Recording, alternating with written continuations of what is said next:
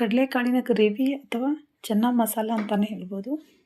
ರೊಟ್ಟಿ, ಪೂರಿ, ಚಪಾತಿ ಇದ್ರ ಜೊತೆ ಕಾಂಬಿನೇಷನ್ ತುಂಬ ಚೆನ್ನಾಗಿರುತ್ತೆ. ಮತ್ತು ರೈಸ್ ಜೊತೆ ಕೂಡ ಇದನ್ನು ತಿನ್ಬೋದು. ಇವಾಗ ನಾನು ಕಡಲೆಕಾಳಿನ ಗ್ರೇವಿ ಮಾಡ್ಕೊಳ್ಳೋದಕ್ಕೆ ಕಡಲೆಕಾಳನ್ನ ಒಂದು 5-6 ಗಂಟೆಗಳ ಕಾಲ ನೀರಿನಲ್ಲೇ ನೆನೆಸಿಟ್ಟು ಇವಾಗ ಕುಕ್ಕರ್ನಲ್ಲಿ ಹಾಕಿ ಬೇಯಿಸ್ತಾ ಇದ್ದೀನಿ.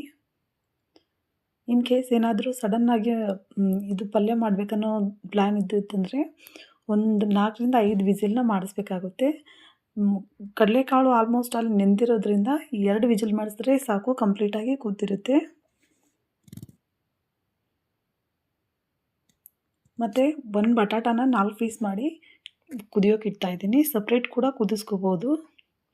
ನಾನು ಇದರಲ್ಲೇ ಕುಕ್ಕರ್ನಲ್ಲೇ ಕಡಲೆಕಾಳು ಜೊತೆನೇ ಕುದಿಸೋಕೆ ಹಾಕ್ತಾಯಿದ್ದೀನಿ ನೋಡಿ.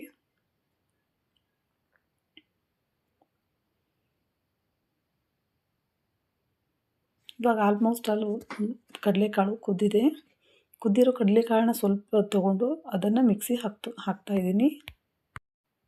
ಕಡಲೆಕಾಳು ಮತ್ತು 2 ಪೀಸ್ ಬಟಾಟನ ಹಾಕಿ ಒಂದು ಸ್ವಲ್ಪ ಫ್ರೈ ಮಾಡ್ಕೊಂಡಿಟ್ಟಿರೋ ಶೇಂಗಾ ಬೀಜ ಮತ್ತು ಮೊಸರು, ಗಟ್ಟಿ ಮೊಸರನ್ನ 2 ಸ್ಪೂನ್ ಹಾಕಿ ಮಿಕ್ಸಿ ಮಾಡ್ಕೊಳ್ತಾ ಇದ್ದೀನಿ ಸ್ಮೂತಾಗಿ. ಇದು ಮಿಕ್ಸರ್ ಒಳಗೆ ತುಂಬಾ ಸ್ಮೂತಾಗಿ ಮಾಡ್ಕೋಬೇಕು. ಮೊಸರು ಹಾಕ್ಕೊಂಡಿರೋದ್ರಿಂದ ನೀರು ಹಾಕೊಳ್ಳೋದೇನಿಲ್ಲ. ಈ ಥರ ಸ್ಮೂತಾಗಿ ಇಟ್ಕೊಂಡು ಇವಾಗ ಒಗ್ಗರಣೆಗೆ ನಾನು ಕಾದಿರೋ ಎಣ್ಣೆಯಲ್ಲಿ ಸಾಸಿವೆ ಜೀರಿಗೆನ ಹಾಕಿ ಫ್ರೈ ಮಾಡ್ತಾಯಿದ್ದೀನಿ.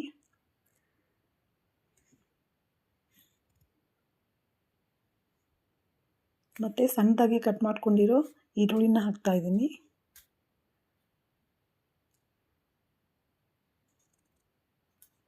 ಹಾಕಿ ಗೋಲ್ಡನ್ ಕಲರ್ ಬರೋವರೆಗೂ ಲೋ ಫ್ಲೇಮಲ್ಲೇ ಇಟ್ಟು ಫ್ರೈ ಮಾಡಬೇಕಾಗುತ್ತೆ.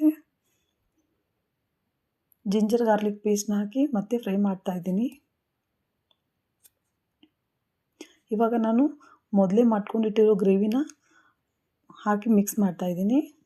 ರುಚಿಗೆ ತಕ್ಕಷ್ಟು ಉಪ್ಪನ್ನ ಹಾಕಿ ಮಿಕ್ಸ್ ಮಾಡಬೇಕು. 1-2 ನಿಮಿಷ ಬಿಟ್ಟು ಬಿಡೋ ಹಾಗೆ ಸ್ಪೂನಿಂದ ಮಿಕ್ಸ್ ಮಾಡ್ಕೊತಾನೆ ಇರಬೇಕು. ಮತ್ತು ಇದಕ್ಕೆ ನಾನು ಮನೆಯಲ್ಲೇ ಮಾಡಿರೋ ಮಸಾಲ ಖಾರನ ಯೂಸ್ ಮಾಡ್ತಾಯಿದ್ದೀನಿ. ಅರಿಶಿನ ಮತ್ತು ಗರಂ ಮಸಾಲಾನ ಹಾಕಿ ಮಿಕ್ಸ್ ಮಾಡ್ತಾಯಿದ್ದೀನಿ. ಇದಕ್ಕೆ ಗರಂ ಮಸಾಲ ತುಂಬಾ ರುಚಿ ಕೊಡುತ್ತೆ. ಹಾಗಾಗಿ garam masala home made ಮಸಾಲನೂ okay, ಹಾಕ್ಕೊಂಡ್ರೆ ಚೆನ್ನಾಗಿರುತ್ತೆ. ನಾನು ಗರಂ ಮಸಾಲಾನ ಯೂಸ್ ಮಾಡ್ತಾಯಿದ್ದೀನಿ.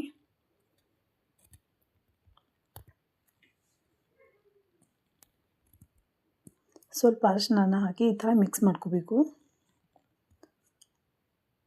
ಕಡಲೆಕಾಳು ಕುದ್ದಿರೋದ್ರಿಂದ ಜಾಸ್ತಿ ಹೊತ್ತೇನು ಕುದಿಸೋದು ಬೇಡ. ಹಾಗಾಗಿ ಇದು ನೀಟಾಗಿ ಒಂದು 5 ನಿಮಿಷ ಇದೇ ಥರ ಬಿಟ್ಟು ಬಿಡೋದಾಗೆ ಲೋ ಫ್ಲೇಮಲ್ಲೇ ಇಟ್ಟು ಕುದಿಸ್ಬೇಕಾಗುತ್ತೆ.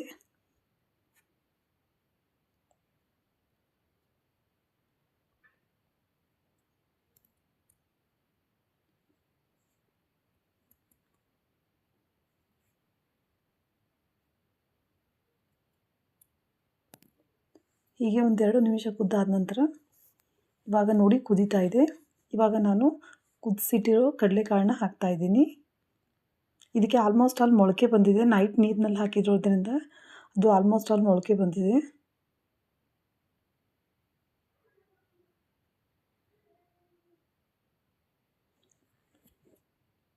ಹೀಗೆ 1-2 ನಿಮಿಷ ಫ್ರೈ ಮಾಡಬೇಕು. ಮಿಕ್ಸ್ ಮಾಡ್ಕೊತಾನೆ ಇರಬೇಕು.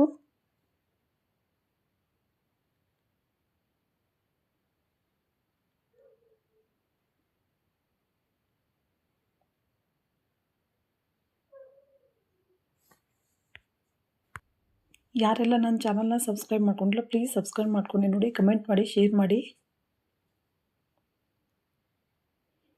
ಹೀಗೆ 1-2 ನಿಮಿಷ ಕಂಟಿನ್ಯೂಸ್ ಆಗಿ ಕೈ ಆಡಿಸ್ತಾ ಇರಬೇಕು ಸ್ಪೂನಿಂದ. ಇವಾಗ ಆಲ್ಮೋಸ್ಟ್ ಆಲ್ ರೆಡಿಯಾಗಿದೆ.